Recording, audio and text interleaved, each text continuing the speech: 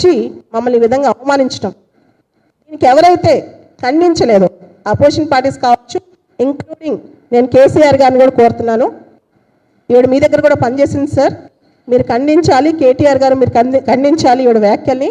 Opposition parties, ruling parties, media, entire bureaucracy ఖండించకపోతే మాత్రం మేము అనుకుంటాం మీరు సమర్థించినట్టు, మీరు దీన్ని కంప్లీట్గా సమర్థిస్తున్నట్టు అని మేము భావిస్తాం.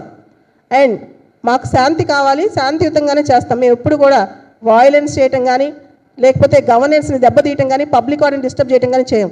ఒకవేళ కనుక గవర్నమెంట్ ఈవిడ పైన 24 గంటల లోపల ఈవిడ స్టేట్మెంట్ విత్డ్రా చేయకపోతే, దివ్యాంగ సమాజానికి పబ్లిక్ అపాలజీ చెప్పకపోతే 24 hours టైం, బడ్జెట్ సెషన్ జరుగుతుందని చెప్పి ఈరోజు మేము ఏం చేయట్లేదు రేపు నుంచి, కాకపోతే 24 hours టైంలో వీళ్ళు కనుక రెస్పాండ్ కాకపోతే మాకు శాంతియుతంగా పీస్ఫుల్గా, నిన్న సీఎం గారు ఒక మీటింగ్లో ఒక మాట చెప్పారు, protest is a part of democracy. నిరసన అనేది ప్రజాస్వామ్యంలో ఒక భాగం.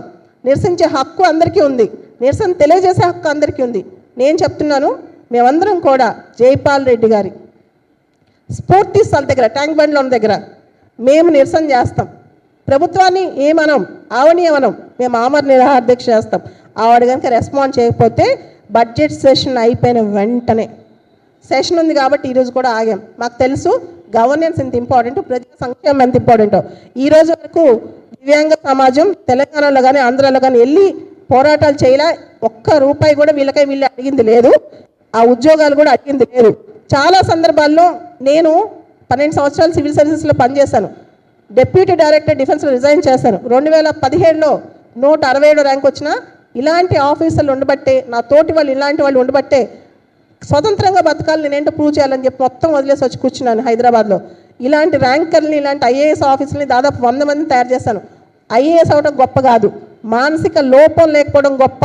ఎంతోమందికి నాలెడ్జ్ ఉంటుంది, 4 బిట్లు రాస్తే ఐఏఎస్లు అవుతారు, కానీ మానసికంగా మనిషికి సామర్థ్యం లేకపోవడం, క్యారెక్టర్ లేకపోవడం చాలా చాలా తప్పు. చేతిలో ట్విట్టర్ ఉంది, 4 ఇంగ్లీష్ మాటలు వచ్చేసని చెప్పేసి ఏది పడితే అది రాసి పడేస్తే ఊరుకోవడానికి ఎవరు ఖాళీగా లేరు. నేను జనరల్గా బయటికి రాను ఇలాంటి విషయాలు, కానీ ఫస్ట్ టైం నేను ట్వీట్ చేసిన తర్వాత కొన్ని వందల మంది, కొన్ని వేల మంది డిఫరెంట్లీ ఏబుల్ పిల్లలు నాకు ఫోన్ చేశారు, మేడం మీరు ఖండించకపోతే మీరు పెద్ద నేరం చేస్తున్నారని చెప్పి.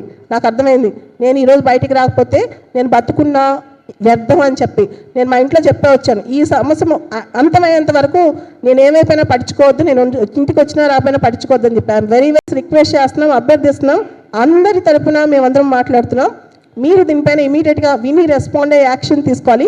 సిఎస్ గారు మీరు యాక్షన్ తీసుకోవాలి. అపోజిషన్ పార్టీస్ తెలంగాణలో అన్ని రాజకీయ పార్టీలు, స్వపక్షాలు విపక్షాలు అందరూ కూడా దీన్ని ఖండించాలి. బ్యూరోక్రాట్స్ మీకు అందరికీ ట్విట్టర్స్ ఉన్నాయి, మీరు ఎందుకు దీనిలో రెస్పాండ్ అవ్వట్లేదు? మీరు అందరూ ఐఏఎస్లు ఐపీఎస్లే కదా, ఒక తోటి ఐఏఎస్ అని మీరు సమర్థిస్తున్నారా అని నేను అడుగుతున్నా, చెప్పండి. ఇలాంటి కామెంట్స్ స్మితా సబర్వాల్ గారికి రేపు ఏదైనా అయిద్ది, కాలో చేయో విరిగిద్ది, ఏదైనా ప్రాబ్లం వచ్చి అలా జరుగుతుందని మేము కోరుకోవట్లా, జరగకూడదనే కోరుకుంటున్నాం. అప్పుడు కూడా ఆవిడ ఇలాంటి స్టేట్మెంట్లు ఇస్తారా? ఆవిడ ఐఏఎస్కి రిజైన్ చేస్తారా ఆ క్షణంలో? నా క్వశ్చన్ ఇది. ఈరోజు ఆవిడ మెంటల్గా అన్ఫిట్ అని మేము తెలుస్తున్నాం, రిజైన్ చేయమని చెప్పండి, సరెండర్ చేయండి అవును సెంట్రల్ గవర్నమెంట్కి, చూద్దాం. సో వీ వాంట్ జస్టిస్, న్యాయం కావాలి, మాకు జస్టిస్ కావాలి, ఇదే మా కోరిక, మా డిమాండ్. దయచేసి మీడియా వాళ్ళందరూ కూడా దీనికి సహకరించాలి, మీరు అందరూ కూడా ఖండించాలి. మీరు జస్ట్ నిన్నటి నుంచి నేను వార్తలు చూస్తున్నా, ఇవి ఇలా అన్నారు, సంచలనంగా అన్నారని రాస్తున్నారు. మీకు కూడా ఒక తప్పు జరిగేటప్పుడు సమాజం పట్ల బాధ్యత లేదా? చాలామంది మీరు సమాజం కోసం పనిచేస్తారు కదా, సెకండ్ వర్షన్ అలా అంటాం న్యాయమా? చాలామంది మీ బంధువులు పిల్లలు మీ వాళ్ళు ఉండుంటారు కదా, కాళ్ళు చేతులు ఏదో ఒక ప్రాబ్లం ఉన్నాళ్ళు, అవి లేనంత మాత్రాన వాళ్ళు పైకి రాకుండా పోతారా? వాళ్ళు ఐఏఎస్లు కాలేకుండా పోతారా? చెప్పండి. ఇది ఎంతమందికి నిరుత్సాహపరుస్తుంది, ఎంతమంది యువతని దీన్ని ఈ స్టేట్మెంట్ అనేది వాళ్ళ మనసులను గాయపరుస్తుంది చెప్పండి. ఈ అనుచిత వ్యాఖ్యలు చేయడం సహజమేనా? ఆవిడ పైన మేము ఎప్పుడైనా చేసామా? మీకు ఒక చెప్తాను 2 ఎగ్జాంపుల్స్. 2012లో అవుట్లుక్ మ్యాగజైన్ వాళ్ళు ఆవిడ పైన ఆర్టికల్ రాశారు. ఆవిడ చాలా బాధేసింది, ఆవిడ పైన డిఫమేషన్ కేసు వేసింది. లాస్ట్ ఇయర్ ఎవరో తహసీల్దార్ ఆవిడ ఇంట్లోకి దూరాడని చెప్పి ఆవిడ పైన కేసు పెట్టింది. ఆమె పర్సనల్ విషయాలకు వస్తే అంత సెన్సిటివ్. ఈ సున్నితత్వం మాకుండదా? ఒక సమాజాన్ని అంటే ఊరుకుంటారా? ఒక ఇండివిజువల్ అంటే నీకు అంత కోపం వచ్చిందే? ఇది ఒక సమాజం కదా, సమాజం మొత్తం నీకు బ్లాంకెట్ స్టేట్మెంట్స్ ఇస్తే మేము ఊరుకుంటామా? అంటే నువ్వు ఐఏఎస్ కాబట్టి నిన్ను అవుట్లుక్ మ్యాగజైన్ రాస్తే నువ్వు కేసు వేస్తావు, నువ్వు ఐఏఎస్ కాబట్టి నీ దగ్గరికి ఎవరైనా వస్తే, మీ ఇంట్లోకి ఎవరైనా చొరబడితే నువ్వు కేసు వేస్తావు, అది నీ వ్యక్తిగతమైన అంశం, అయినా స్టిల్ నువ్వు వేసావు. ఈ రోజున ఒక సమాజాన్ని నువ్వు అన్నావు, దానికి నీ పైన ఏమేయాలి? నిన్నటి నుంచి ఆంధ్ర నుంచి, తెలంగాణ నుంచి, మహారాష్ట్ర నుంచి వందల మంది నాకు ఫోన్ చేసి rights of persons with disabilities act కింద మీద కేసు పెడతాం, భారతీయ న్యాయ సంహిత మీద గురించి కేసు పెడతాం. నేను ఆగండి, ఫస్ట్ మనం న్యాయంగా వెళ్దాం, ఆవిడ ఒక స్థానంలో ఉన్నారు, చెప్పి చూద్దాం అని చెప్పి చాలామంది ట్వీట్ పెట్టారు ఆవిడకి తప్పండి అని. దానికి రిప్లై ఇస్తాను నేను, రైట్ అని సమర్థించుకుంటున్నారనమాట. ఎంతవరకు ఇది న్యాయం? ఈరోజు నేను కూడా ఆపే శక్తి లేదు. చాలామంది ఖచ్చితంగా ఆవిడ మీద కేసులు పెడతారు. సమాధానం చెప్పుకుని అంటే ఆవిడ ఇంట్లోకి మనిషి వస్తే ఆవిడ కష్టం అయిపోయింది, ఆవిడ గురించి ఆర్టికల్ రాస్తే ఆవిడ కష్టమైంది. ఒక సమాజాన్ని ఆవిడ అంటే మాకు కష్టం కలగదా?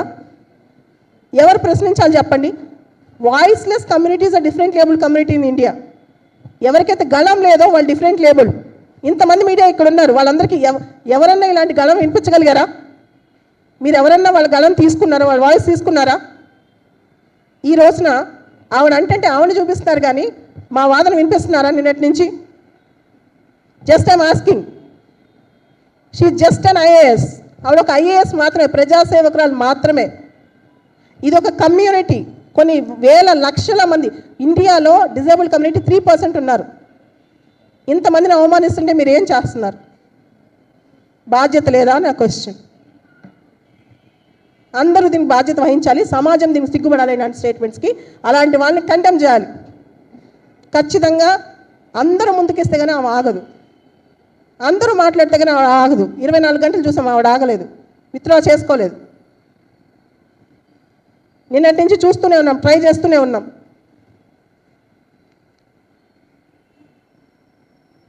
సో ఈ సందర్భంగా అందరూ రకరకాల ఆర్గనైజేషన్స్ నుంచి, డిఫరెంట్ లేబుల్డ్ ఆర్గనైజేషన్స్ నుంచి, ఇన్ఫ్యాక్ట్ మీరు ఎక్కడ కూడా డిజేబుల్డ్ అని రాయొద్దు, మీకు అర్థం కావాలని చెప్పా కానీ స్పెషల్ ఏబుల్డ్, డిఫరెంట్ లేబుల్ కూడా కాదు, స్పెషల్ ఏబుల్డ్.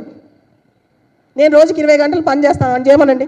నేను చెప్తున్నాను, నేను పరీక్ష రాస్తాను రాయమనండి, సివిల్స్ ఎగ్జామ్ ఈరోజు వచ్చి కూర్చోమనండి, నేను 20 గంటలు పని చేస్తాను, నాతో పాటు పని చేయమనండి. How can she judge that? We cannot take it anymore.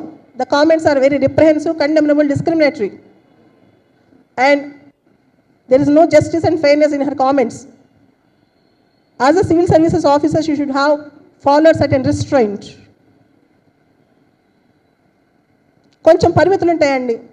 ఆవిడ పర్సనల్ లైఫ్ గురించి మేము ఏ రోజున కామెంట్ చేసామా? ఆవిడ ఇన్స్టా రీల్స్ గురించి కామెంట్ చేసామా? ఆవిడ పర్సనల్ లైఫ్ గురించి మేము వెళ్ళామా? ఎవరన్నా అడిగారా? ఆవిడ వచ్చి ఒక సమాజం మీద రాస్తారు, వీళ్ళని పైలట్గా తీసుకుంటారా, వీళ్ళని డాక్టర్స్గా, సర్జన్స్గా తీసుకుంటారా? మరి అవును ఎందుకని ఇలాంటి అన్నైతికం, ఇల్లిటరేట్ ఐఏఎస్ ఆఫీసర్స్ తయారైన ప్రపంచం దరిద్రం పట్టింది. మీకు తెలుసా? సామాజికంగా, రాజకీయంగా, ఆర్థికంగా